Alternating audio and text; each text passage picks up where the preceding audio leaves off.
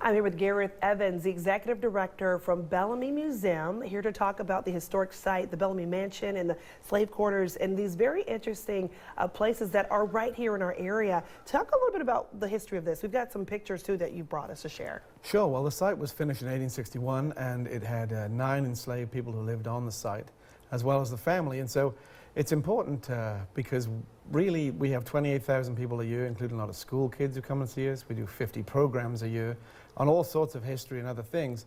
But one of the more interesting things is the fact that we have this slave quarters that were interpreted and we can use in order as a teaching tool.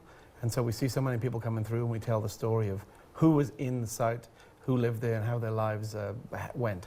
And in the videos that you see there, that is the old version of it, right? And is this some of the work that you've done to kind of restore it? Sure. We spent 15 years raising money, and in 2014 we finished restoring the slave quarters exactly back to what it was in 1859 when that building was finished. Wow. And when it was built by enslaved people lived in it.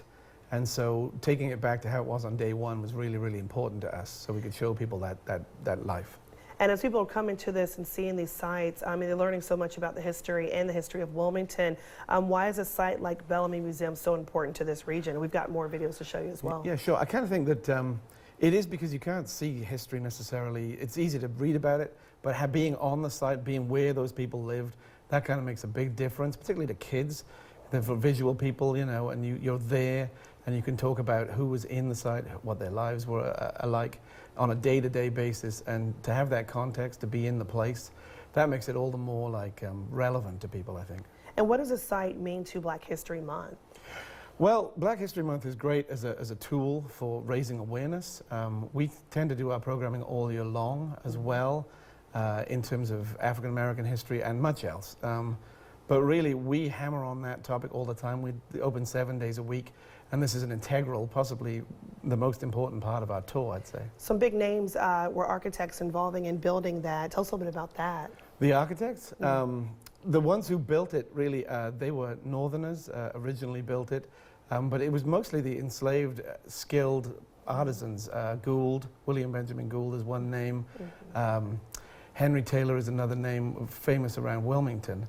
And those folks were there on site doing work on it, and we interpret their history too, and we tell their stories. William Gould, for example, was an escaped slave, which is just a really cool, he's sort of my James Bond. He's an awesome story of escaping and fighting back against the Confederacy when he escaped.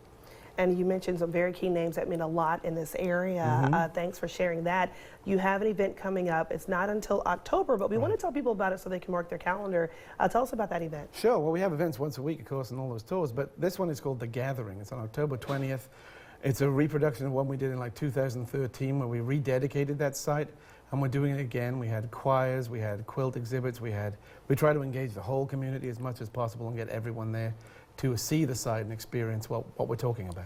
And this is a 25th year as a museum, so a lot of events, and you do 50 events throughout the year, different tours, thousands from around the country enrolled to come in and see it and learn the history of our ancestors. Well, thank you for coming on for Black History Month. Well, thanks and so much. sharing that. Make sure you tune in weeknights at 7 p.m. for more stories like this for the month of February.